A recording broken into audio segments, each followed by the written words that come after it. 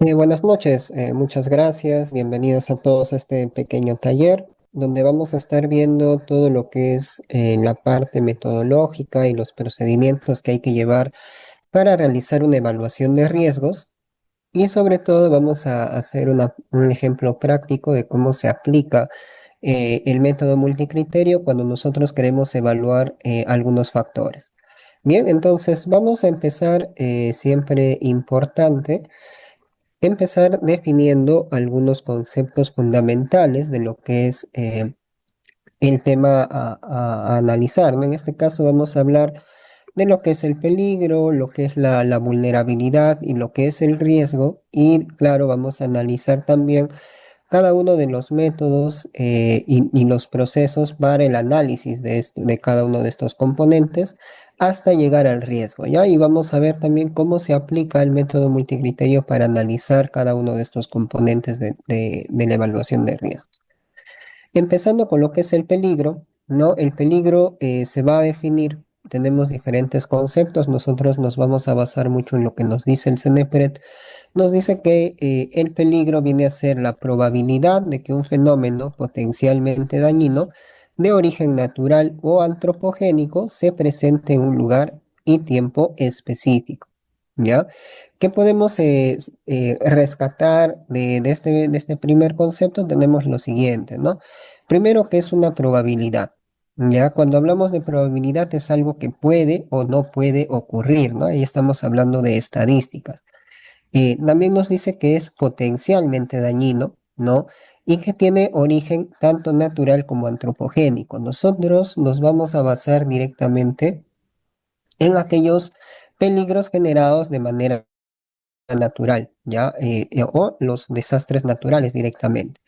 Y acá una parte fundamental es que nosotros debemos entender que estos peligros se van a dar en un lugar y un tiempo en específico, ¿ya? Porque al momento de nosotros ver la fórmula del riesgo, vamos a ver que está o va a estar dada en función de un tiempo 1 y un tiempo 2. Y eso es debido al análisis del peligro en el cual nosotros vamos a analizar para un tiempo en específico. Bien, una amenaza también nos dice que el peligro va a ser una amenaza potencial que enfrenta el hombre con la naturaleza por eventos que se originan en o son transmitidos por el ambiente natural o artificial. Bien, acá otra vez podemos rescatar que va a ser una amenaza que enfrenta el hombre, ¿no? O daños que va a enfrentar el hombre y que va a tener un origen tanto natural o artificial, ¿no? Cuando hablamos artificial nos estamos refiriendo directamente a lo que es antropogénico. Listo, entonces, entendiendo lo que es el peligro, vamos a saber acá primero que el peligro se puede dar por dos diferentes orígenes, ¿no? Un origen natural o un origen antropogénico y que va a ser un daño que va a sufrir el hombre, ¿ya? Y por eso es necesario analizarlo en un lugar y tiempo en específico en el que se da. Muy bien. Ahora, ¿cuáles son o cómo nosotros vamos a clasificar el peligro de origen natural? Cuando nosotros clasifiquemos el peligro de origen natural, vamos a tener tres diferentes tipos de peligros. Vamos a tener lo que es el peligro generado por fenómenos de la geodinámica interna, mejor dicho, de aquellos peligros que se generan por debajo de la corteza terrestre. Tenemos aquellos peligros generados por fenómenos de la geodinámica externa, ¿no? Todos aquellos peligros que se dan por encima de la corteza terrestre. Y tenemos aquellos fenómenos generados por peligros generados por fenómenos hidrometeorológicos y oceanográficos, ¿no? Como dice su nombre acá, van a ser por variables hidrometeorológicas, ya sea precipitación, temperatura, humedad, y por fenómenos oceanográficos, ¿no? Oleajes, anomalías, entre otros, ¿no? Entonces, cada uno de estos van a tener una respectiva clasificación, ¿no? Por ejemplo, cuando nosotros hablamos de aquellos fenómenos que se generan en la geodinámica interna van a estar directamente relacionados, la mayoría, con lo que es el comportamiento de las placas tectónicas, ¿no? Entonces acá vamos a tener lo que son los sismos, los tsunamis o maremotos. Muchas veces los tsunamis o maremotos suelen ser una consecuencia de grandes sismos, pero también se pueden originar, en este caso, dado algunos comportamientos o liberación de energía por los movimientos que se dan a través de las placas tectónicas. Y otro peligro que se puede dar debido a este comportamiento de la geodinámica interna va a ser el vulcanismo, ¿no? El vulcanismo que suele ser el comportamiento del magma, de la lava, al momento de ser expulsado, ¿no? Por presión, por cambios de temperatura, entre otros. Listo, eso en cuanto a lo que son los peligros generados por la geodinámica interna. Ahora, cuando nosotros hablamos de los peligros generados por la geodinámica externa, vamos a estar hablando de aquellos fenómenos que se dan por el comportamiento de el suelo, la corteza por encima, ¿no? Acá vamos a tener mucho de los movimientos en masa, mucho de los fenómenos como estos, como los deslizamientos, las caídas, los volcamientos, ¿no? Los deslizamientos de suelo, el flujo, la rotación, todo aquello que vamos a poder ver o que se va a poder visualizar en la corteza o por encima de la corteza terrestre. Y por último, acá vamos a tener lo que es en los peligros generados por fenómenos hidrometeorológicos, que directamente van a estar relacionados a variables meteorológicas, hidrométricas y oceanográficas. Bien, entonces acá vamos a tener lo que son las inundaciones, vamos a ver las lluvias intensas, oleajes anómalos, sequías, descensos de temperatura, granizadas, tormentas eléctricas, vientos fuertes, erosión, incendios forestales, olas de calor y frío, de glaciación, el fenómeno del niño, de la niña, ¿no? Que también son fenómenos, creo que la mayoría conoce mucho más, ¿no? Entonces, todos estos tipos de fenómenos van a ser o se van a encontrar dentro de lo que es los peligros generados por fenómenos hidrometeorológicos y oceanográficos. Cuando nosotros analicemos para cierta zona, vamos a tener que analizar cuáles son los fenómenos que se dan con mayor recurrencia en esta zona para nosotros realizar una respectiva evaluación. Para esto nosotros debemos basarnos en registros históricos de cómo se ha ido comportando la zona, qué fenómenos se han ido dando en mayor medida en cierta zona y a partir de ello nosotros realizamos el análisis, ¿no? Tal vez en nuestra zona tenemos mayor cantidad de registros de deslizamientos, una que otra inundación, pero no suele ser una zona o en la zonificación sísmica de alto grado. Entonces, en base a eso nosotros vamos analizando y determinando qué peligro se debe analizar en cada zona, ¿no? Eso en base a los tipos de fenómenos existentes y los peligros que van generando. Ahora, cuando nosotros realicemos el análisis y la evaluación del peligro, nosotros vamos a realizar un análisis primario, ¿no? Podemos llamarlo así, o un primer paso, ya que es el análisis de factores condicionantes y factores desencadenantes. Tal y como dice su nombre, los factores condicionantes van a ser aquellos que van a condicionar el fenómeno, van a condicionar la zona o el terreno para que se dé cierto fenómeno, ¿no? Tal vez zonas con suelos no muy compactados o en grandes pendientes están más propensos a lo que viene a ser deslizamientos, ¿no? O zonas con baja pendiente cerca a ríos que suelen tener máximas avenidas están condicionados a sufrir inundaciones, por ejemplo. Y por otro lado tenemos los factores desencadenantes que vienen a ser aquellos factores que van a desencadenar o van a dar origen a que se dé estos fenómenos, ¿no? Por ejemplo, para que un río tenga o aumente su caudal y llegue a sus máximas avenidas, tiene que haber lluvias intensas, ¿no? O crecida en las lluvias. Entonces, ahí vamos a ir analizando diversos factores que van a dar origen a ciertos factores. Bien, entonces nosotros combinando estos dos factores, tanto los condicionantes como los desencadenantes, vamos a poder determinar lo que es la susceptibilidad de la zona frente a cierto fenómeno o frente a cierto desastre. Bien, entonces en base a eso, nosotros vamos a analizar ¿Y cuáles van a ser cada uno de estos factores que nosotros vamos a poder analizar dentro de cada uno de estos factores? Tenemos los siguientes, ¿no? Dentro de los factores condicionantes, nosotros podemos analizar lo que es la geología, la geomorfología, las pendientes, el tipo de suelo, la cobertura vegetal, el uso actual de suelos, entre otros tipos que nosotros también podemos analizar, ¿no? Los que más se suelen analizar, sobre todo por la facilidad de acceso a la información, suelen ser la geología, geomorfología, pendientes y en algunos casos el uso actual de suelos. Ya claro que cada uno de estos factores van a depender del tipo de fenómeno que estemos analizando, que ya vamos a ver más adelante que hay una lista de recomendaciones de factores a utilizar dependiendo del fenómeno a analizar. Bien, pero siempre por ahí podemos ir adaptándonos de igual forma a nuestra zona del proyecto.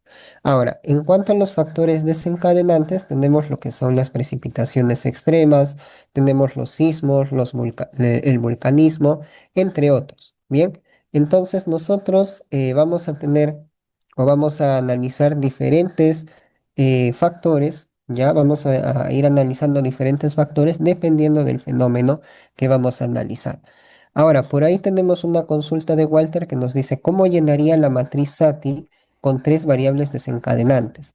La matriz SATI no se llena con las variables, sino que se realiza una matriz SATI por variable. En este caso, tal vez quisiste consultar cómo llenamos una matriz con tres descriptores. Y eso no es aceptable porque según el manual, en este caso que nos da el CNEPRED, nos dice que debemos trabajar por factor con cinco descriptores. Bien, entonces siempre debemos analizar cada uno de nuestros factores, sea condicionantes, sean desencadenantes, y de ahí vamos a ver cada factor para cada dimensión en la vulnerabilidad. Cada uno de los factores a analizar van a tener que analizarlos con cinco descriptores cada uno de ellos. Bien, entonces, avanzando acá, volviendo acá al tema. Una vez que nosotros hemos analizado, porque acá vamos a aplicar el método multicriterio, y ahí es donde entra la matriz SATI, ya la matriz es nada más una matriz, el método como tal es el método multicriterio, y sobre todo apoyándonos en el sistema de información geográfica, ya porque la evaluación de riesgos no es algo netamente cuantitativo, sino que también debemos, en este caso, realizar mapas temáticos que nos ayuden o nos apoyen a visualizar mejor cómo se va a ir comportando cada uno de los fenómenos en nuestra zona. Una vez que nosotros apliquemos el método multicriterio para cada factor dentro de los factores condicionantes y los factores desencadenantes, combinando esta información, vamos a obtener nuestra susceptibilidad, ¿ya? Entonces, en base a esto, y ya pasando a lo que es la segunda parte del análisis, que viene a ser el parámetro de evaluación, ya el parámetro de evaluación es, como dice su nombre, es un parámetro en base al cual vamos a analizar la recurrencia de ciertos fenómenos, ¿no? A veces, por ejemplo, para inundaciones se analiza la frecuencia con la que se da, ¿no? Cada una vez al año, cada 2 años, cada 3 años. O si es para deslizamientos, por ejemplo, que son los casos más clásicos, en volumen de deslizamiento, por ejemplo, ¿no? Entonces, los parámetros de evaluación es eso. Y en la segunda parte, como les digo, lo que hay que hacer es analizar la susceptibilidad y el parámetro de evaluación. De igual manera, aplicando el método multicriterio y apoyándonos siempre del sistema de información geográfica, vamos a obtener una estratificación por niveles de lo que vendría a ser el peligro. Bien, entonces, en base a esto, nosotros vamos a obtener, ¿no?, los factores condicionantes por un peso ponderado. Este peso ponderado es como un porcentaje de importancia que va a tener cada uno de estos factores, eh, que se obtienen directamente del análisis multicriterio, ¿no?, apoyado de la matriz SATI. Y de igual forma vamos a obtener lo que es el peligro hasta tener nuestra estratificación del peligro, ¿no?, que se suele dividir en cuatro niveles. Estos valores no son, van a variar directamente para cada análisis, ya estos no son establecidos, este nada más es un ejemplo, pero siempre vamos a tener cuatro niveles diferentes de lo que es el peligro, ¿no? Peligro bajo, medio, alto y muy alto. Siempre vamos a tener estos cuatro niveles de peligro y de igual forma va a estar igual eh, la vulnerabilidad y para el riesgo. Bien, ahí vamos a ir viendo algunas consultas en cuanto a lo que es el peligro. Ya por ahí Frank nos dice los factores condicionantes sí se pondrán mediante la matriz. O sea, todo se analiza mediante la matriz SATI, porque la matriz SATI es la base del análisis multicriterio. Ya, yo no he dicho que no se pueda. Ahora, lo que sí le dije es que no se ponen directamente en los factores, sino que se analiza descriptores por factor. Ya, digamos, por ejemplo, pendientes. Vamos a tener que tener 5 descriptores diferentes. Una pendiente leve, moderada, empinada, muy empinada, ¿no? Entonces, en base a eso, nosotros vamos definiendo descriptores por factor y esos descriptores son los que entran a evaluación en el método multicriterio. Por otro lado, Elvis nos dice, el parámetro de evaluación tiene que ser cartografiable. Eh, Muy pocas veces el parámetro de evaluación es cartografiable, ya muchas veces es simplemente analizable. Porque, por ejemplo, si nosotros vamos a analizar para inundaciones, la frecuencia, tenemos un descriptor que es una vez al año, otro 2 veces al año, 3 veces al año. Eso no es cartografiable, ¿no? Pero es evaluable. Entonces, el parámetro de evaluación muy pocas veces es, en este caso, cartografiable, por eso suele ser un análisis o un solo factor en análisis del parámetro de evaluación. Ahora, Frank nos dice, ¿no? Depende del parámetro que se elija. Si usas niveles de agua generados por simulación, tienes que cartografiar. Eso depende, ¿no? A veces también se trabaja con altura de inundación. Ahora, eso lo puedes cartografiar, lo puedes presentar como directamente como altura de inundación, pero no entra en el análisis cartografiable para el peligro como tal. Eh, Guillermo nos dice, ¿cuál es el criterio? Bueno, el criterio para clasificar, o bueno, la estratificación, es el criterio dado por el CENEPRED, ¿no? Que es la clasificación de 4 niveles, que es el clásico para analizar este tipo de procesos, ¿no? Eh, Bien, entonces avanzamos acá. Y acá, como les decía, íbamos a ver un cuadro explicativo en cuanto a los tipos de factores que nosotros podemos analizar según tipo de peligro en análisis, ¿no? Por ejemplo, para sismos, el parámetro de evaluación que nosotros podemos utilizar puede ser intensidad del sismo, probabilidad de recurrencia, propagación de onda sísmica, ¿no? Entonces podemos aplicar cualquiera de estos parámetros de evaluación. No necesariamente los tres, podemos aplicar solo uno de estos. En cuanto a los factores condicionantes, acá podemos trabajar, por ejemplo, unidades geológicas, geomorfológicas, tipo de uso de suelos, ¿no? Tipo de suelos según el sistema unificado de clasificación de suelos, ¿no? Y para el factor desencadenante, la magnitud del sismo. Bien, para tsunamis o maremotos podemos trabajar con altura y velocidad de agua, podemos trabajar también altura de la ola, ¿no? También se puede trabajar eso de ahí. Por ejemplo, altura de la ola no lo puedes cartografiar, ¿no? Algo que estábamos analizando anteriormente. Y entre los factores condicionantes, acá hay que usar la geomorfología, pendientes, altitud en este caso, ¿no? Pisos altitudinales, por ejemplo. Y para factores desencadenantes, igual magnitud del sismo, ¿no? Por ejemplo, para licuación del suelo, ¿no? Que se suele dar mucho en edificación. La velocidad de sacudimiento, capacidad importante del suelo, también un parámetro de evaluación importante, ¿ya? En cuanto a los factores condicionantes que podemos utilizar, nivel de cohesión, tipo de suelo, profundidad de la capa freática. En cuanto a movimientos de masa, por ejemplo, podemos utilizar área y volumen de materiales inestables, altura de materiales removidos, velocidad de desplazamiento de materiales, altura y velocidad de flujo de zonas afectadas. No, acá siempre vamos a analizar lo que es geología, geomorfología, pendientes, que son los que más información nos van a dar acá para el movimiento de masa. Y para factores desencadenantes, precipitaciones, magnitud del evento también nos puede servir, ¿no? Entonces, acá tenemos un cuadro resumen de todo lo que nosotros podemos utilizar o aplicar dentro de lo que es el peligro, ¿no? Claro que no siempre vamos a utilizar esto, también podemos utilizar otro tipo de factor y esto ya va a depender también de los análisis que nosotros tengamos, ¿no? Bien,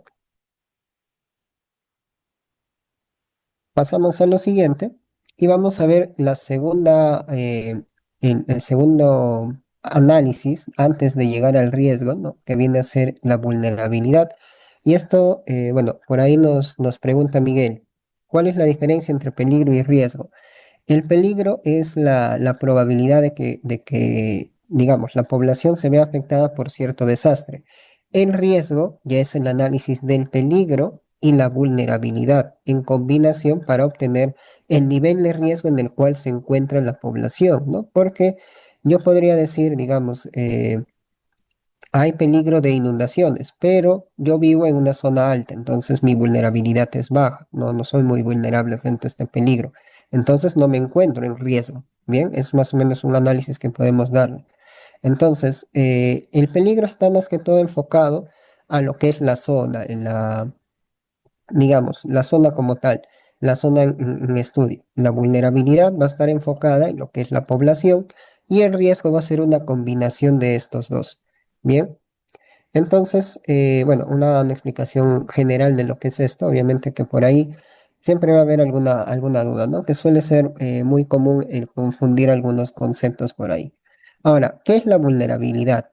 La vulnerabilidad va a ser la susceptibilidad de la población, la estructura física o las actividades socioeconómicas de sufrir un daño por acción de un peligro o amenaza.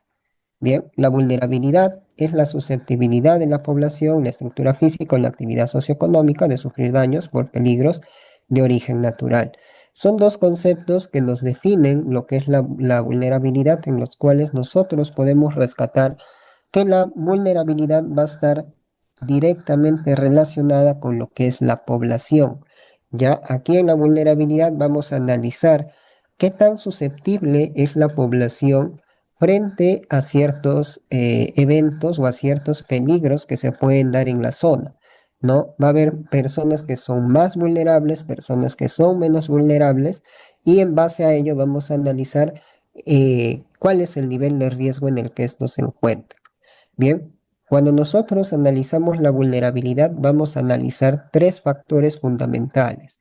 Aquí nosotros vamos a analizar lo que es la exposición, la fragilidad y la resiliencia, siempre acá enfocado en lo que es la población.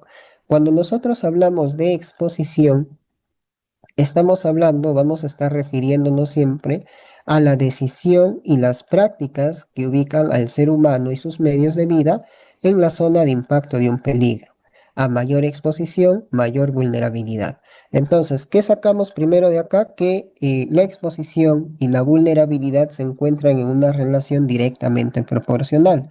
Mientras la persona esté más expuesta, más vulnerable va a ser, ¿no? Por ejemplo, acá vemos una imagen, ¿no? Y por la zona donde ha construido su vivienda, podemos decir que se encuentra expuesto frente a lo que vendría a ser deslizamientos, ¿no? Si esta zona sufre un deslizamiento, va a ser, en este caso, vulnerable a afectarse directamente por este tipo de peligros, ¿no? Ahora, si hablamos de fragilidad, este concepto va a estar directamente referido a las condiciones de desventaja o debilidad relativa del ser humano frente a un peligro, centrada en condiciones físicas de una sociedad o comunidad. Y entonces acá también podemos sacar una relación directamente proporcional, que a mayor fragilidad va a haber mayor vulnerabilidad. Cuando hablamos de personas o población más frágil, cuando estamos hablando de población, en este caso de mayor edad, ¿no? Personas de edad avanzada, personas tal vez con algunas deficiencias, con algunas enfermedades, que no les permitan sobre todo realizar una evacuación adecuada frente a ciertos peligros que se pueden dar en la zona. Entonces, nosotros ahí encontramos a la población frágil, y mientras más frágil seas, más vulnerable eres frente a cualquier peligro. Y tenemos el tercer factor de la vulnerabilidad, que viene a ser la resiliencia. La resiliencia está referida al nivel de asimilación o capacitación y de recuperación del ser humano y sus medios de vida frente a la ocurrencia de un peligro. La resiliencia es el único factor que va a tener una relación indirectamente proporcional con la vulnerabilidad. Mientras más resilientes nosotros seamos, menos vulnerables vamos a ser frente a algún peligro. ¿Cuál es un ejemplo clásico de resiliencia? Los famosos simulacros, ¿no? Siempre hemos visto, bueno, la mayoría hemos visto los simulacros, suele haber simulacros cada cierto tiempo acá en el país, frente a sismos sobre todo, ¿no? Eh, que nos ayuda sobre todo a entender cómo es el método de evacuación, cómo nosotros debemos mantener la calma frente a ciertos peligros para evitar otros accidentes dentro del peligro que ya se está dando, ¿no? Entonces, al nosotros participar de estas simulacros, evacuaciones, entre otros, nos hacemos más resilientes frente a estos peligros, ¿no? Y de esta manera nos volvemos una población menos frágil, ¿no? Y menos expuesta. Entonces ahí es donde aumenta o disminuye, mejor dicho, nuestra vulnerabilidad. Otra parte importante de lo que es la resiliencia es conocimiento, ¿no? De la gestión del riesgo, conocimiento de las zonas seguras frente a ciertos fenómenos, ¿no? Que nos ayuda también a tener, digamos, una mejor evacuación frente a ciertos peligros, ¿no? Sabemos cuál es la zona segura, podemos dirigirnos hacia esa zona y en este sentido encontrarnos en una zona segura y estar menos expuestos, ¿no? Entonces, eso en cuanto a lo que es los factores de la vulnerabilidad. Y estos factores vamos a analizarlos para tres dimensiones importantes acá. Como nosotros estamos analizando, o bueno, la vulnerabilidad está directamente centrada en el análisis de la población, nosotros vamos a analizar acá tres dimensiones fundamentales: la dimensión social, la dimensión económica y la dimensión ambiental. Para cada una de estas dimensiones nosotros vamos a analizar los tres factores. Esto quiere decir que para la dimensión social vamos a analizar la exposición, fragilidad y resiliencia social. Para la dimensión económica vamos a analizar igual la exposición, fragilidad y resiliencia económica. Y para la dimensión ambiental de igual forma vamos a analizar la exposición ambiental, fragilidad ambiental y resiliencia ambiental. Cada uno de estos factores por dimensión va a tener su respectivo subfactor, ¿no? Por ejemplo, exposición social, vamos a analizar ahí tal vez ubicación de la vivienda, el tipo de construcción, material de la vivienda, antigüedad, ¿no? Entre otros. Por ejemplo, queremos analizar la resiliencia económica. Podemos analizar ahí los ingresos económicos mensuales, en este caso tipo de trabajo, si es un trabajo estable, es un trabajo individual, si es un trabajo, en este caso, eh, temporal o que va saliendo trabajos cada cierto tiempo, ¿no? Dimensiones ambientales, en este caso, qué tan cerca la zona de exposición se encuentra, la zona o conocen del manejo de ciertos residuos sólidos, por ejemplo, que también nos ayuda para mantener una zona limpia y de fácil acceso a la evacuación, entre otros, ¿no? Cada uno de estos factores va a tener sus factores de análisis, ¿no? Valga la redundancia. Y en cada uno igual vamos a tener sus 5 descriptores por factor y vamos a analizar. En este caso, la matriz de análisis de la vulnerabilidad suele ser una matriz muy amplia por la cantidad de factores a analizar, pero siempre hay que mantener un orden, ¿no? Para nosotros poder realizar este análisis de la mejor manera. Igual siempre para todo este proceso nosotros vamos a aplicar lo que es el método multicriterio. Bien, entonces una vez que nosotros hemos analizado los factores para cada dimensión aplicando siempre el método multicriterio y los sistemas de información geográfica, vamos a obtener lo que es la vulnerabilidad social, la vulnerabilidad económica y la vulnerabilidad ambiental.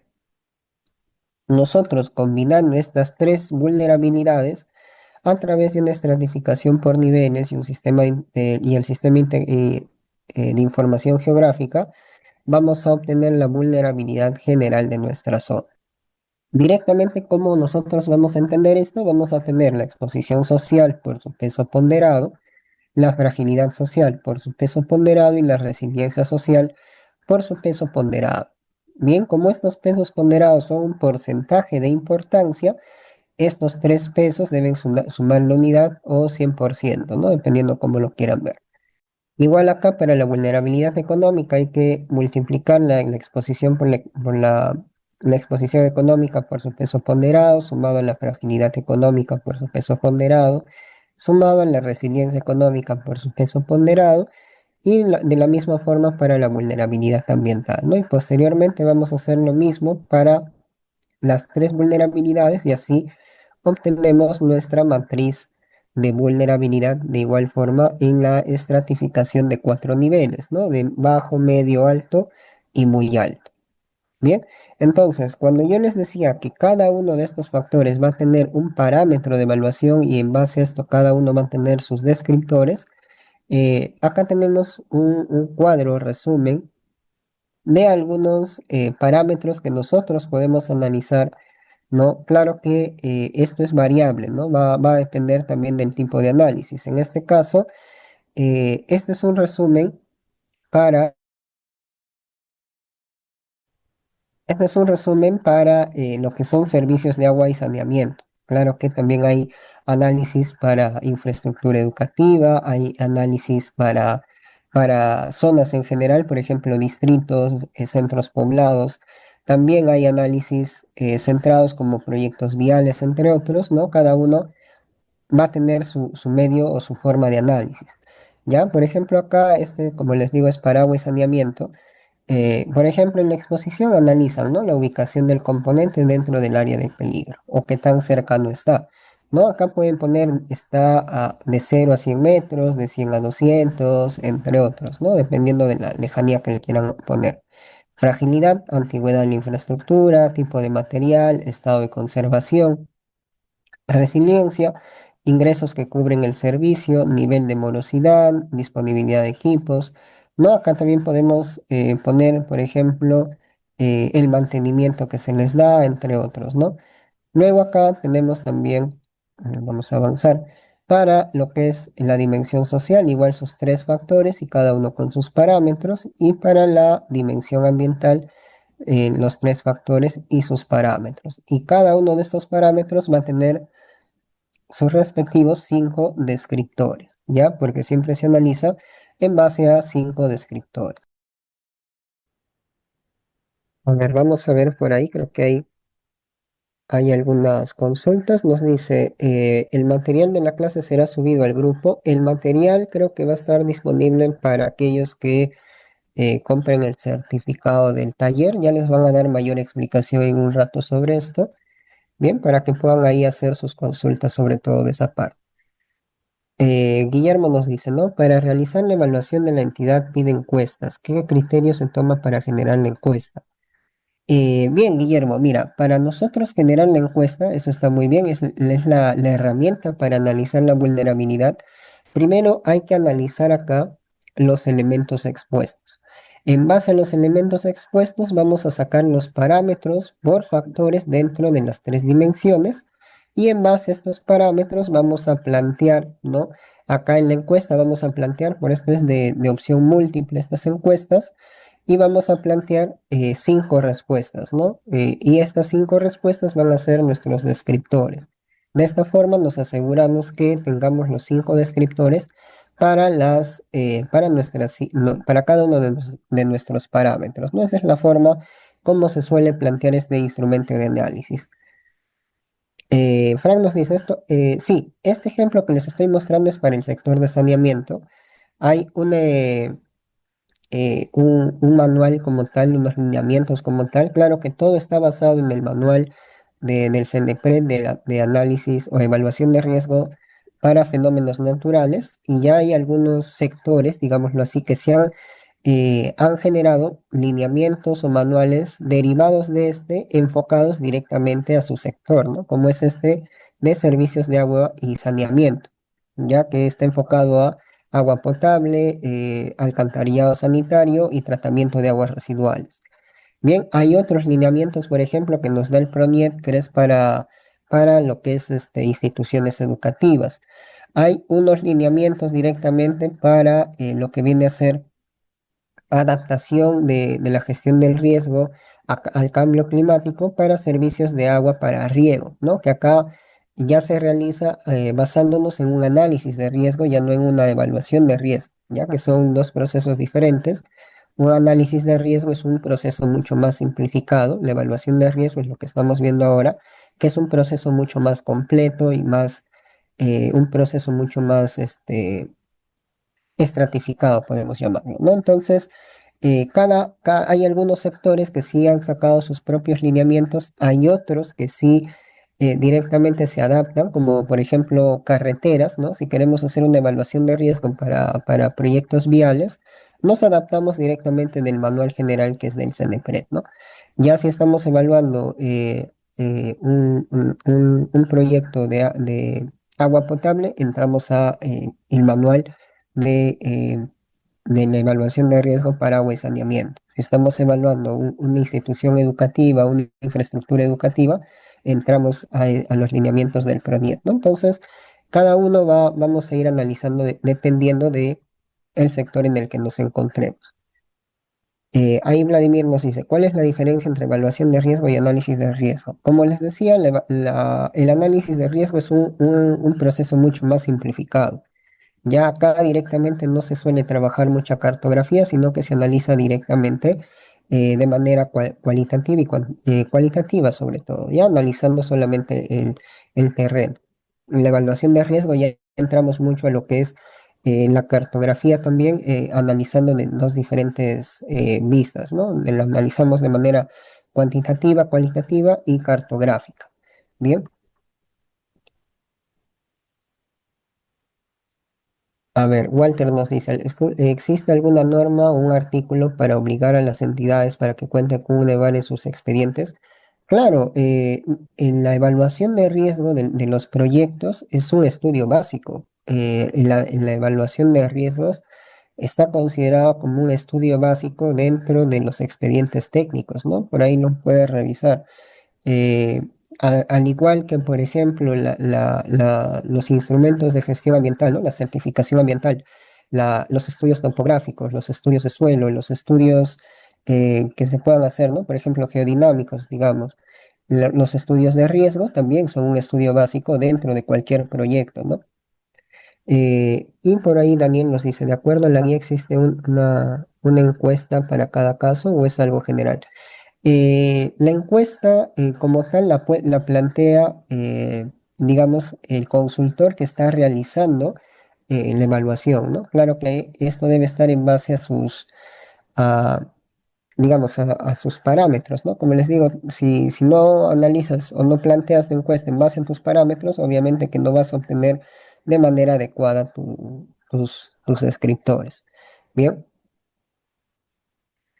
Vicente, ahí nos dice, ¿cómo determinamos el tipo de riesgo para analizar? El riesgo no se analiza, no se determina, se determina el peligro a analizar, ¿ya? Y el peligro a analizar se determina, como les había dicho, en base a estudios históricos. Para esto nos podemos ayudar de, eh, de análisis, o bueno, de registros que se encuentran en el SIGRID, ¿no? En el geovisor del SIGRID.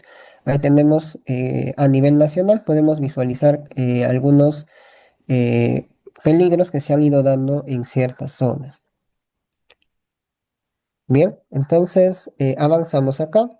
Ya tenemos o ya entendimos lo que es la vulnerabilidad y ahora sí podemos entrar a lo que es el riesgo.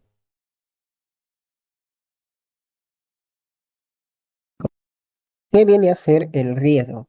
El riesgo viene a ser el resultado de relacionar el peligro con la vulnerabilidad de los elementos expuestos, con el fin de determinar los posibles efectos y consecuencias sociales, económicos y ambientales asociados a uno o varios fenómenos o peligros.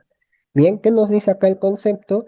Que el riesgo directamente va a ser la relación entre el peligro y la vulnerabilidad de los elementos expuestos. Esto va a estar con el fin de determinar efectos o consecuencias sociales, económicas y ambientales. Y es por eso que la vulnerabilidad se analiza en tres dimensiones, ¿no? Que es la dimensión social, económica y ambiental.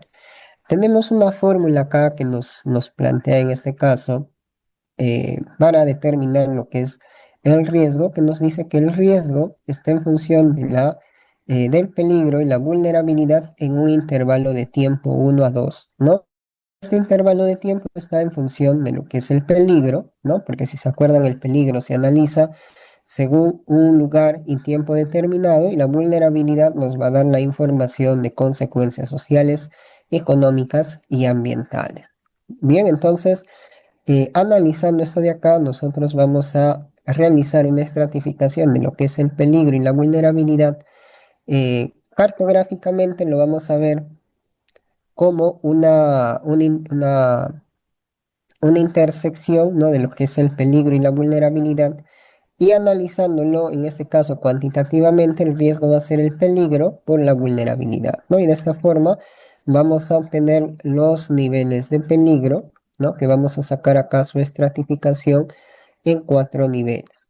Bien, si bien vamos a obtener 5 valores de riesgo, al igual que peligro y vulnerabilidad, al momento de estratificar se estratifica así, ¿no? Los más bajos van a lo que es riesgo bajo, acá a riesgo medio, riesgo alto y riesgo muy alto, ¿no? Así es como se determina nuestros niveles de riesgo. Bien, entonces así nosotros obtenemos lo que es el riesgo, ¿no? El riesgo es mucho más fácil de obtener o de analizar. Simplemente ya con el peligro y la vulnerabilidad es combinar la información y tenemos lo que es el riesgo.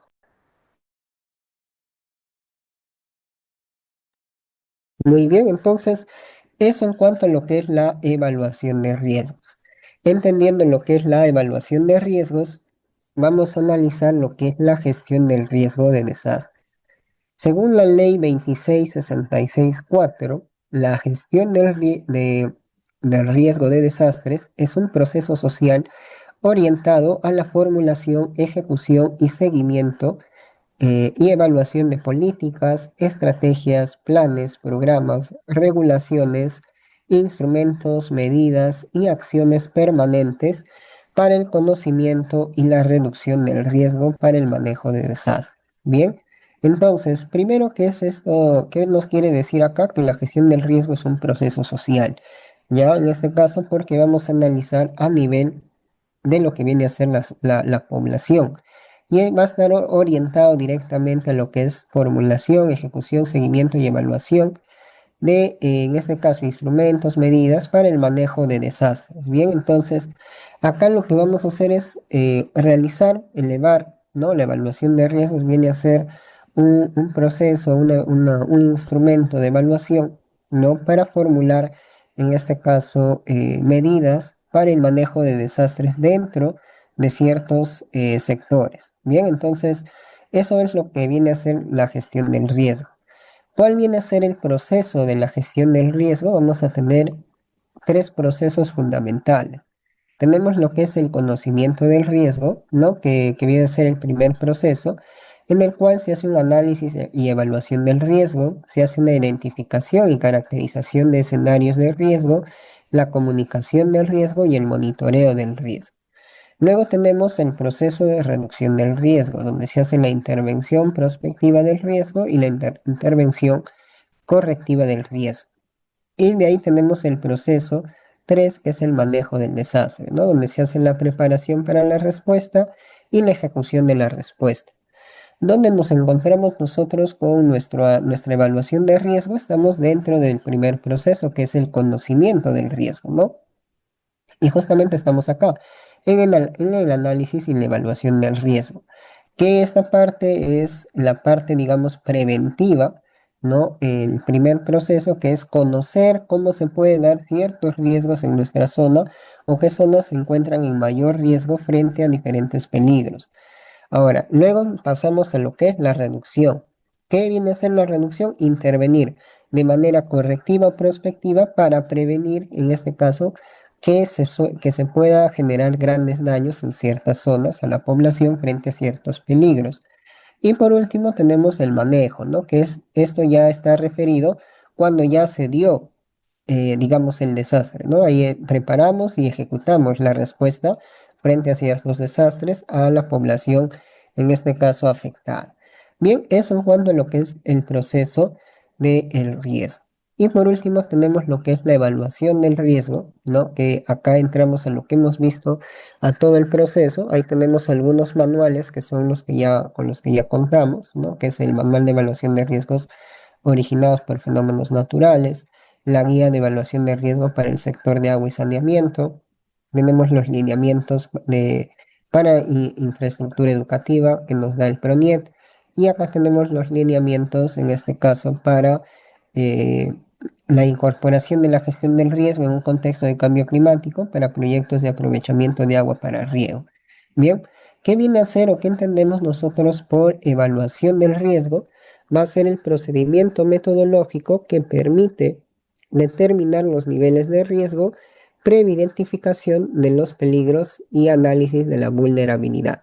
Asimismo, comprende la estimación de las probables pérdidas y daños de los elementos expuestos, en este caso hablando de costos económicos, y proporciones de medidas estructurales y no estructurales. Bien, ¿qué importancia va a tener la evaluación de riesgo? Nos va a permitir identificar actividades y acciones para prevenir la generación de nuevos riesgos o reducción de los riesgos existentes, los cuales son incorporados en los planes de prevención y reducción del riesgo de desastres, ¿no? ¿Cuáles son estos planes? Acá, ¿no?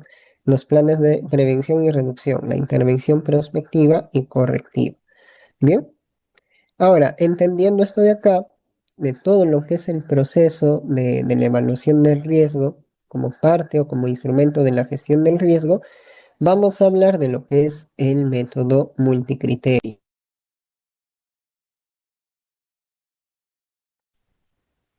El método multicriterio viene a ser un conjunto de técnicas donde se establecen objetivos y alternativas de solución que son comparadas bajo distintos criterios, ¿no? Por eso es que se llama multicriterio, los cuales son modelados según los pesos asignados con el fin de seleccionar la alternativa óptima.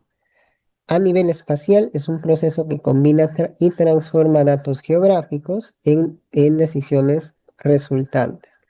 Bien, el método multicriterio como tal no es un proceso, digamos, que se aplica directamente solo al EVAR, sino que es un proceso como tal que lo podemos aplicar para diversos tipos de procesos. ¿Ya?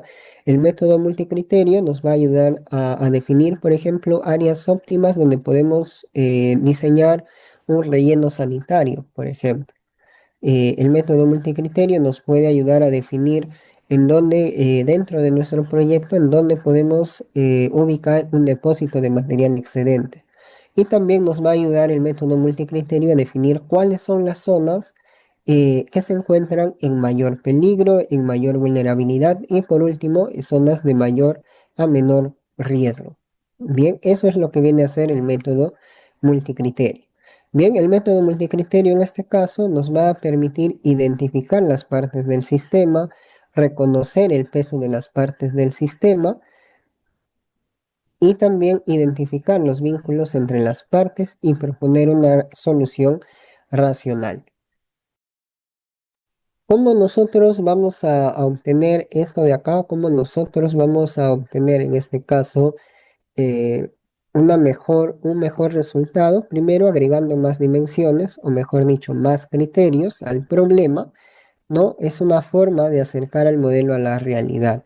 Por ejemplo, estamos analizando deslizamientos. Mientras más factores condicionantes tengamos, por ejemplo, si entendemos lo que es geología, geomorfología, pendientes, cobertura vegetal, uso actual de suelos, ¿no? Por ahí le vamos aumentando más criterios, nos vamos a acercar cada vez más a la realidad y nos va a dar un mejor resultado, ¿ya? Claro que también hay que pensar en cuáles son los criterios accesibles y con los que nosotros podemos trabajar, ¿no? Y nos va a permitir sobre todo plantear la siguiente pregunta, ¿no? ¿Cómo resolver este problema típico? Lo vamos a hacer siempre a través del método multicriterio, ¿no? Combinar diferentes criterios, diferentes capas cartográficas, diferentes dimensiones, nos va a permitir resolver el problema típico frente al que nos encontramos al momento de elaborar esta evaluación de riesgos. Y el método multicriterio va a estar basado en lo que es el proceso de análisis jerárquico, mejor conocido como PA, ¿no? Que también es conocido por sus siglas en inglés como Analytic Hierarchic Process, ¿no? Es un método, en este caso multicriterio, que permite incorporar criterios cuantitativos, ¿no? Como infraestructura expuesta, pérdidas humanas, económicas, entre otros, y criterios cualitativos, ¿no? Como programas de capacitación, creación y aplicación de la normativa, entre otros, que son considerados en la gestión del riesgo de desastre. Bien, los principios del análisis jerárquico van a ser los siguientes. Primero, que debemos tener una construcción de la jerarquía. Ya, para eso debemos entender cuáles van a tener mayor y menor importancia al momento de analizar, sobre todo cuando analicemos nuestros descriptores, ¿no? Cuáles van a ser, en este caso, más y menos importantes frente al análisis o al peligro que estamos analizando. Luego debemos establecer una prioridad, ¿no? Que va de la mano con construir las jerarquías. Y por último, debemos tener una conciencia lógica. ¿Ya? ¿A qué nos referimos cuando hablamos de conciencia lógica? Estamos hablando de que si, por ejemplo, un descriptor, digamos el descriptor C1, es mejor que el descriptor C2 y C2 es mejor que C3, por lógica, C1 debe ser mejor que C3, ¿no? Si nuestro C3 termina siendo mejor que C1, obviamente acá estamos realizando un análisis inadecuado que no está siguiendo una lógica como tal, ¿no? Y de igual forma con proporcionalidad de la preferencia. ¿No? Digamos, si C1 es 3 veces mejor que C2 y C2 es 2 veces mejor que C3, por lógica podemos entender, ¿no? O podemos concluir que C1 es 6 veces mejor que C3. No podemos tener que C1 sea 2 veces o 3 veces mejor, o C3 sea 2 veces mejor que C1, porque no estaríamos siguiendo una lógica como tal. Bien, entonces hay que siempre tener una conciencia lógica en los principios del proceso de análisis jerárquico. Bien, ¿y cuál va a ser nuestro flujo metodológico para la toma de decisiones? Primero, hay que estructurar el problema. Ya, cuando hablamos de estructurar el problema, hay que analizar o identificar el fenómeno natural en análisis, hay que identificar los parámetros a evaluar y por último determinar los descriptores para cada parámetro. Y luego hay que hacer el análisis del problema.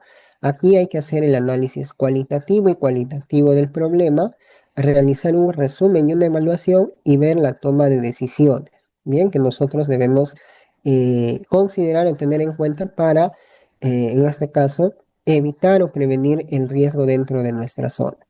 Y por último, esto lo vamos a realizar apoyándonos en lo que es la matriz SATI, ¿no? La matriz SATI que va a estar en base de el análisis de importancias, ¿no? ¿Qué tanto más importante es un descriptor frente a otro, ¿no? Si el descriptor uno es más importante que el otro o si un descriptor es menos importante que el otro, ¿no? En base a eso, nosotros vamos a analizar ayudándonos de la matriz SATI. Bien, eso de acá lo vamos a ver de manera práctica en un instante, ¿ya?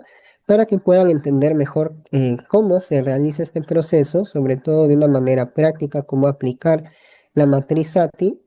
Pero primero vamos a darle un pequeño espacio a la moderadora para que les dé una pequeña explicación, sobre todo para aquellos que han estado preguntando sobre el material y para aquellos que estén interesados en el curso.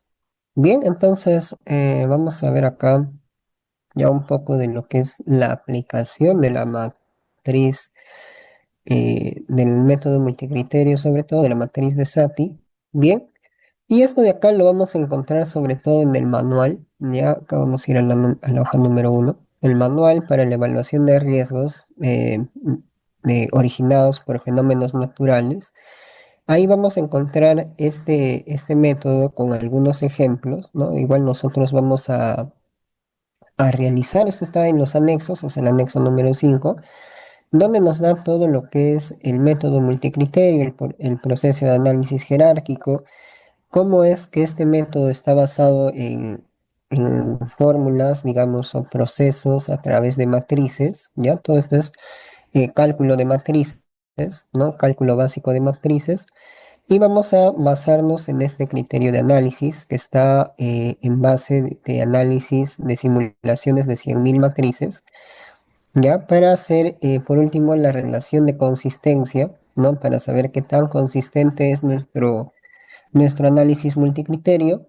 Y acá vamos a tener según número de descriptores y digamos, un índice aleatorio, ¿no? Y en base a eso vamos a tener que, por ejemplo, para matrices con tres parámetros o tres descriptores, la relación de consistencia debe ser menor a 0,04 o 4% para que sea consistente. Para matrices de cuatro descriptores debe ser menor al 8%. Y en nuestro caso, para matrices de 4 en este caso de 5 a más, debe ser menor al 10%, ¿ya? Para que sea consistente directamente. Y acá abajo tenemos, ¿no? Lo que es la matriz en la escala de Satie.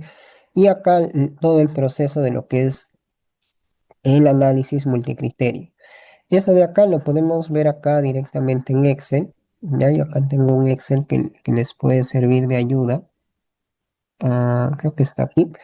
Acá tenemos igual la fórmula, ¿no? Todas las fórmulas de cálculo de pesos ponderados desde el primer paso que es la comparación de pares, luego realizar la suma vectorial, el cálculo de normalizado, digámoslo así, ¿no? Para sacar los pesos ponderados y todos los cálculos que se debe realizar hasta tener nuestra relación de consistencia. Directamente esto lo vamos a ver en un ejemplo, ¿ya? Porque con un ejemplo se va a entender mucho mejor. Por ejemplo, este va a ser un ejercicio básico, digamos que estamos analizando un fenómeno natural de deslizamientos y nuestro parámetro de análisis va a ser la pendiente. Bien, si nosotros analizamos de esta manera, acá tengo mis cinco descriptores, como pueden ver, yo tengo acá mis cinco descriptores. ¿Ya? Y en base a estos cinco descriptores yo los voy a ordenar acá. Si se acuerdan, dentro del proceso de análisis jerárquico, primero hay que establecer jerarquías o hay que analizar, hay que establecer importancias. ¿Ya? Entonces, ¿cómo nosotros realizamos o determinamos esas jerarquías o importancias en base al análisis de nuestros descriptores? Si nosotros estamos analizando pendientes para lo que son deslizamientos, hay que analizar los descriptores en los cuales van a encontrarse más propensos a que se dé este fenómeno. Por ejemplo, en una pendiente plana o en una zona con pendiente plana, ¿es más propenso a tener deslizamientos o es menos propenso? Por tener menor pendiente, obviamente que es menos propenso, ¿no? Porque por la misma gravedad no va a tener o no se va a encontrar frente a este, o no va a encontrar, no va a tener este tipo de problemas frente a este fenómeno. Por otro lado, si nosotros tenemos una pendiente muy empinada, es mucho más propenso, digámoslo así, a que se dé este fenómeno, ¿no? Entonces, ¿cómo nosotros vamos a ordenar nuestros descriptores en este caso en base a mayor pendiente, mayor probabilidad, digámoslo así, de que se dé el fenómeno, y a menor pendiente, menor probabilidad. Entonces, acá vamos a ordenar, vamos a ir copiando aquí los descriptores, ¿ya?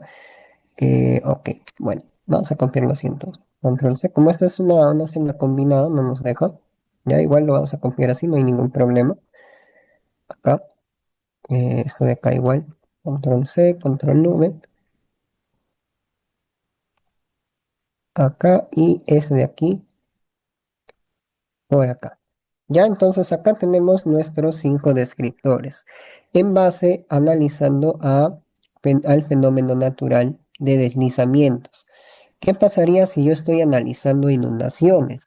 Mi criterio varía, ya no tienen la misma jerarquía, ¿no? En una zona con alta pendiente es muy probable que se dé inundaciones, sí o no. Obviamente que no, ¿no? Porque ahí el agua, por la misma pendiente, va a circular más rápido a zonas con menor pendiente o zonas más planas, donde es más propenso a que el agua, por la pendiente, no llegue a circular y sí llegue a aumentar sus niveles, ¿no? Entonces, esto va a depender directamente de el tipo de, eh, digamos, el tipo de fenómeno que yo esté analizando.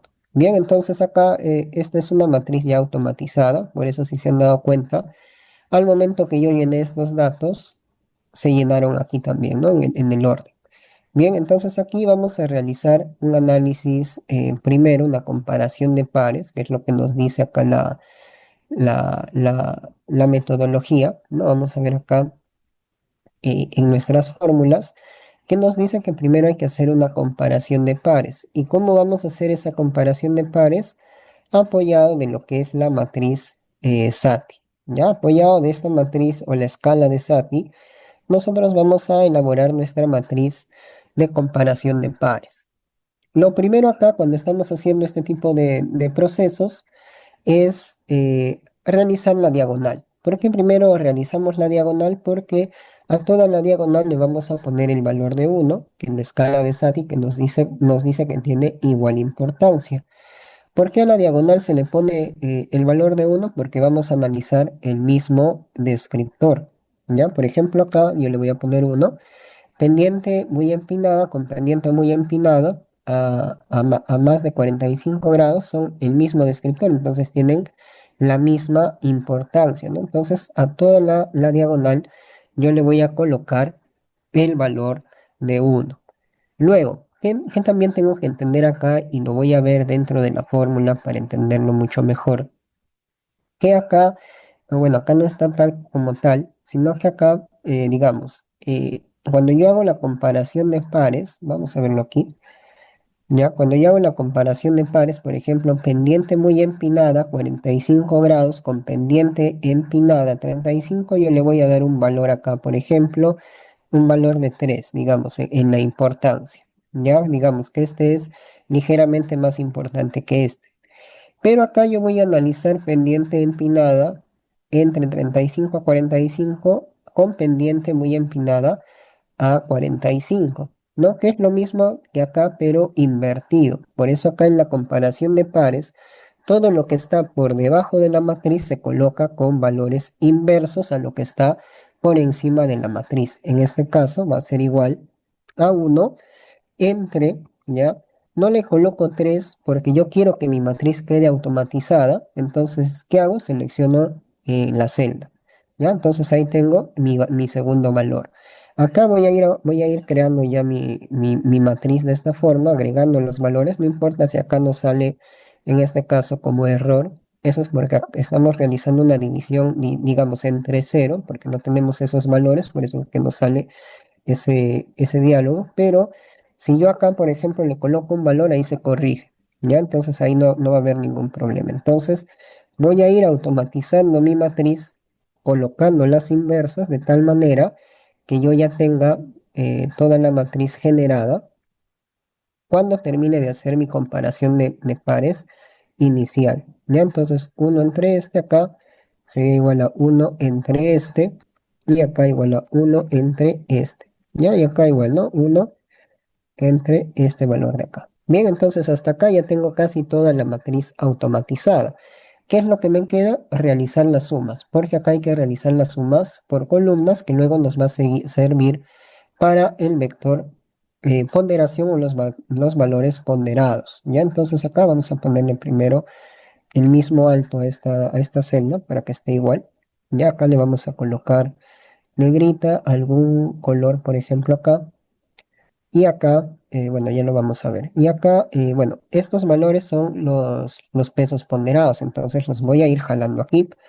Ya vamos a ir jalando acá los pesos ponderados, voy a jalar nada más, ¿no? Si yo voy acá, ya tengo mis pesos ponderados. Vamos a cambiarle acá el tamaño igual, ya, para que quede nada más igual la tabla, ahí está. Entonces, ya tengo por ahí algunos valores generados. Acá nada más hay que calcular las sumas. ¿Cuáles son las sumas? En este caso, por columnas, ¿ya? Acá vamos a calcular las sumas por columnas de toda la matriz. ¿Por qué hallo las sumas por columnas? Porque eso me va a ayudar acá a determinar mi vector priorización o mi peso ponderado. Y acá también voy a hacer la primera, digamos, comprobación, a ver qué ha pasado ahí. Ya. La primera comprobación acá que si mi valor, en este caso, acá mi valor tiene que ser uno porque estos son porcentajes, ¿no? Entonces todos mis descriptores deben tener la misma, deben sumar el 100%. ¿Ya? Entonces acá yo debo comprobar que estos valores me sumen uno. Vamos a reducir acá a 10 igual para que no esté tan grande. Ya, entonces acá las dos primeras matrices, ¿ya? Y acá vamos a copiarnos todos estos valores. Ya acaban todos estos valores. Y acá son porcentajes, o sea, yo acá lo puedo volver valores de porcentajes acá. Digamos acá lo puedo volver celda de porcentajes o le puedo multiplicar por 100, ¿no? Puedo hacer de dos formas diferentes. Esto lo puedo multiplicar por 100 y ya lo tengo en valores de porcentaje. O esta celda lo puedo volver directamente como tipo porcentaje, ¿no? Y de igual forma se me va a volver porcentaje. Pero hasta ahí ya vamos automatizando. Bien, entonces voy a hacer mi análisis acá comparando pares, ¿no? ¿Por qué comparando pares? Porque, digámoslo así, psicológicamente ha sido comprobado que es más sencillo comparar eh, solo un factor contra otro que comparar 5 contra 5. Ya se hace mucho más sencillo psicológicamente hablando, comparar uno contra otro, un solo valor contra otro valor, que comparar cinco valores a la vez contra cinco valores a la vez. Por eso es que este método aplica primero lo que es la comparación desde pares y posteriormente obtener los valores de los cinco factores. Muy bien, entonces, apoyados de la matriz SATI, esto de acá lo voy a borrar, esto solo fue, digamos, solo fue para el ejemplo. Vamos a apoyarnos de esta matriz y vamos a analizar ya qué tanto qué tanta importancia tiene cada uno de estos escriptores frente al otro. Ya, por ejemplo, pendientes muy empinadas mayores a 45 con pendientes empinadas entre 35 y 45. Ya, podemos decir que es ligeramente más importante, que es más importante, que es mucho más importante o si es absolutamente más importante. En este caso, como son pendientes muy cercanas, ¿no? Ambas presentan pendientes, digamos, altas, pero son cercanas, ¿no? Podríamos decir que es ligeramente más importante o hasta podríamos darle un valor intermedio, en este caso, entre uno y 3 podríamos colocarle el valor de 2, ¿no? Porque su cercanía de importancia, digamos, no tiene un rango muy amplio. Entonces yo le podría colocar un valor de 2 asumiendo que tienen una importancia casi similar, ¿ya? Caso que no va a coincidir acá con una pendiente muy empinada, mayor a 45, con pendientes moderadas ya menores que están entre 20 y 35. Obviamente que acá la pendiente muy empinada va a ser mucho más importante, ¿no? Debido a que obviamente presenta mayor pendiente, ¿no? Las pendientes acá ya son mucho más distantes. Ahora, ¿qué pasa si nosotros analizamos acá pendientes muy empinadas con pendientes ligeramente inclinadas entre 5 y 20, ¿no? Nosotros podríamos decir que es mucho más importante, pero presenta valores muy cercanos a los anteriores, ¿no? Entonces vamos a colocarle un valor intermedio de 6. Y en este caso ya comparado con zonas planas directamente, vamos a acá aumentarle o vamos a colocarle un valor de 9, ¿no? Porque ya su importancia es absoluta o muchísimamente más importante, ¿no? Y si se dan cuenta, a medida que yo he ido llenando estos valores, acá también se me han ido llenando los datos. Bien, entonces vamos a seguir acá analizando, ¿no? Tenemos pendientes empinadas entre 35 y 45 con pendientes moderadamente empinadas, ¿no? Vamos a darle en este caso un valor de 2, ¿no? Porque no es, o está ligeramente más importante acá. Vamos a darle un valor de 3 porque es ligeramente mucho más importante. Con pendientes ligeramente inclinadas entre 5 y 20 grados, ¿no? Vamos a darle acá un valor de importancia de 5, digámoslo así, y acá con pendientes planas le vamos a dar que es mucho más importante. Bien, le vamos a dar el valor de 7, digamos. Luego pasamos acá a analizar pendientes moderadamente empinadas con pendientes ligeramente inclinadas. Vamos a darle acá un valor de importancia de 3, ¿no? Y acá de igual forma, ¿no? Vamos a ir completando nuestra matriz, le podemos dar acá un valor de 5, ¿no? Y por último acá el último análisis, pendiente ligeramente inclinada con plana, vamos a darle un valor de 2. Bien, entonces hasta acá ya se nos ha llenado nuestra primera matriz, que viene a ser la matriz de comparación de pares.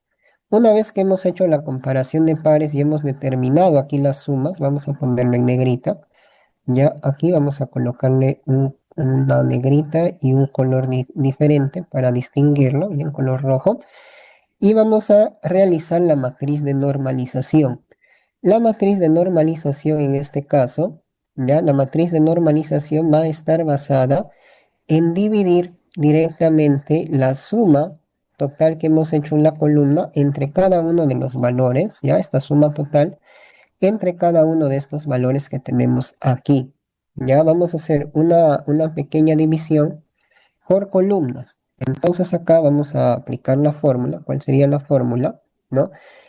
Habíamos dicho acá que es dividir el valor entre la suma, ¿no? Entonces aquí la fórmula sería dividir el valor entre la suma. Pero como para toda la columna vamos a usar la misma suma, vamos a darle F4 porque este valor va a ser constante. Entonces acá yo puedo jalar la fórmula y veo que aquí ya me ha generado todas las divisiones, ¿no? Entonces acá voy a darle igual el valor entre la suma total, ¿no? Con F4. Aquí igual vamos a darle el valor entre la suma total con F4. Acá el valor, no, acá es el valor entre la suma total con F4 porque es un valor constante.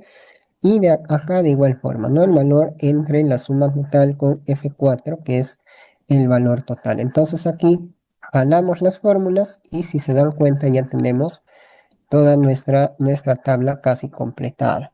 Bien, y como dice acá que es el vector priorización o ponderación, como dice su nombre, hay que sacar un valor ponderado o un promedio directamente, ¿no? Entonces escribimos promedio aquí de todos estos valores que acabamos de determinar y jalamos los valores, ¿no? Y como les decía, como esto de acá está en función de porcentajes, ya nos debe sumar la unidad. ¿Qué quiere decir que sume la unidad? Que acá nuestro análisis, sobre todo el análisis de, de inversas, ha sido correcta, ¿no? Y acá el análisis de la suma, el valor entre la suma. Bien, entonces hasta acá, como ven, ya tenemos hasta aquí calculado nuestros pesos ponderados. Estos vienen a ser nuestros pesos ponderados para cada uno de nuestros descriptores.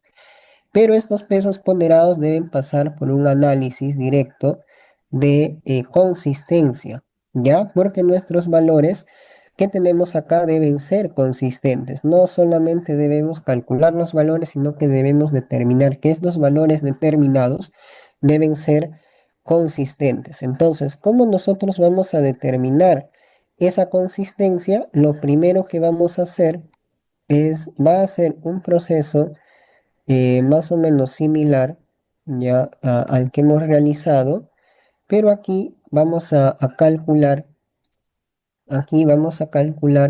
lo que viene a ser el valor de la comparación de pares que acabamos de realizar, ya el análisis de la comparación de pares que acabamos de realizar por el vector priorización. ¿Ya? Pero esto lo vamos a calcular de esta forma. Todos estos valores pertenecientes al descriptor número uno por su valor priorización del descriptor número 2 o el peso ponderado del descriptor número uno. Ya, eso vamos a realizar para toda la primera columna. Entonces, ¿cómo vamos a realizar eso de ahí? Voy a darle igual, ¿ya? Porque esto de acá hay que automatizarlo, ¿ya? Hay que darle multiplicar por este valor, pero acá con F4 porque este valor va a ser constante. Por eso le damos F4 para que nos salga estos símbolos de dólar. Le damos Enter y jalamos para toda la columna. Entonces ahí tenemos todos los valores del descriptor número uno. Ya aquí vamos a bajarle un poco el tamaño de letra, acá igual, bajamos acá, le damos acá igual y vamos a hacer lo mismo, ¿no? Para toda la columna multiplicado por su peso ponderado como un valor constante, ¿no? Y lo jalamos. Acá igual para el tercer descriptor por su peso ponderado, esto con F4 porque va a ser un valor constante, jalamos y acá igual, ¿no? Para el cuarto descriptor multiplicado acá por su peso ponderado con F4 porque va a ser un valor constante, jalamos y acá igual. Vamos a hacer para los valores de la comparación de pares por su peso ponderado y jalamos para tener todos los valores acá del vector suma ponderada, que es como se llama esta matriz. ¿Ya? Y por último, como dice acá, el vector suma ponderada, hay que sacar la suma, ¿no? Hay que sacar la suma acá por todos estos valores. Sacamos su suma y jalamos para toda la columna. Acá también le vamos a poner negrita y le vamos a poner otro color diferente. Por ejemplo, acá, a ver, vamos a ponerle aquí morado, ¿ya? Para que se diferencie. Entonces ya tenemos los valores del vector suma ponderada. Hay que copiarnos estos valores aquí, ¿ya? Primero, el vector suma ponderada, como dice así, vamos a darle igual y nos jalamos estos valores, que son estos de acá. Jalamos los valores, jalamos acá los valores del vector priorización, que es este vector de acá. Ya vamos a jalar acá todos los valores. Y nos dicen que hay que calcular el lambda máximo, pero para calcular el lambda máximo, estos son los lambda parciales y este es el lambda máximo, ¿ya? A ver, vamos a copiarnos si no el nombre así, ¿ya? Para que esté en este caso más entendible. Eh, ¿Ya? Este es el lambda parcial, ¿ya? Parcial. El lambda parcial y este es el lambda máximo. Vamos a colocarle acá un sombreado suave nada más, ahí. Y estos son los lambdas parciales. ¿Listo? Entonces, ¿cómo calculamos el lambda parcial? ¿Qué nos dice la fórmula? El lambda parcial es dividir el vector suma ponderada entre el vector priorización. Entonces vamos a dar igual acá, dividimos el vector suma ponderada entre el vector priorización, jalamos para todos y tenemos los valores del lambda parcial. Y el lambda máximo sería la suma de todos estos valores, ¿no? Sumamos todos estos valores, suma, ¿no? Sumamos todos estos valores y los dividimos entre n, y n es el número de descriptores, que viene a ser 5, ¿ya? Y ahí tenemos nuestros valores de el lambda parcial. ¿Listo? A ver, acá vamos a centrarlo. Vamos a aumentarle casi el tamaño de letra, ¿ya? Y ahí tenemos nuestro lambda parcial. Vamos a cambiar acá el tamaño de letra de esto para que entre bien el nombre. Y por último vamos a determinar nuestro índice de consistencia. ¿A qué es igual nuestro índice de consistencia? Nos dice es igual al lambda máximo, que es este de acá, menos el número de descriptores, que tenemos 5, dividido entre el número de descriptores menos uno, ¿no? Podemos colocarle nada más 4 o podemos hacerlo así, ¿no? Y este sería nuestro índice de consistencia. Y por último, para determinar nuestro, nuestra relación de consistencia, hay que dividir el índice de consistencia entre el índice aleatorio, ¿no? Este es el índice aleatorio que fue determinado en una simulación de 100.000 matrices, ¿no? En este caso, para 5 descriptores es 1.115, entonces dividimos, ¿no? Dividimos acá el índice de consistencia entre el índice aleatorio y nos da un valor de 0.033, que sería una relación de consistencia de 3.27. Para un número de descriptores de 5, en este caso, nos dice que debe ser menor a 10 para decir que es un análisis consistente. En este caso, el análisis que hemos realizado a través de el análisis de consistencia nos dice que estos pesos ponderados para este análisis son consistentes, ¿no? Entonces, esa es básicamente la forma de aplicar el método multicriterio y el análisis o la escala de Satie para lo que viene a ser la evaluación de riesgos. Ya este es un ejemplo, esto hay que aplicar para todos los parámetros, ¿no? En este caso, por ejemplo, el factor o los factores condicionantes tienen 3 a 4 factores, el desencadenante tiene uno, parámetro de evaluación tiene un parámetro, la dimensión, en este caso, listo, ahora sí continuamos. Bueno, habíamos terminado de explicar lo que era la matriz. Bueno, ahí nos da, ¿no? Walter nos dice, se puede considerar 3 parámetros de evaluación. A ver, creo que están confundiendo un poco los términos, ¿no? O sea, un parámetro viene a ser para cada factor existen diferentes parámetros. Por ejemplo, para el factor condicionante puede haber 3, 4 parámetros y por parámetro debe haber 5 descriptores. Ya, eso sí es obligatorio. Siempre se debe trabajar con 5 descriptores. Va a haber algunos factores que van a tener más o menos parámetros, ya algunos tal vez tengan solo un parámetro, pero cada parámetro siempre debe cumplir que debe tener 5 descriptores. Bien, ahí Vladimir nos dice, ¿cómo sé que mis rangos de valores de riesgo calculados son correctos? Es decir, ¿están normados los rangos de los valores de riesgo? No, o sea, tú sabes que tu análisis ha sido el correcto, para eso se hace un análisis de consistencia de tu análisis, ¿no? Que es lo que acabamos de ver.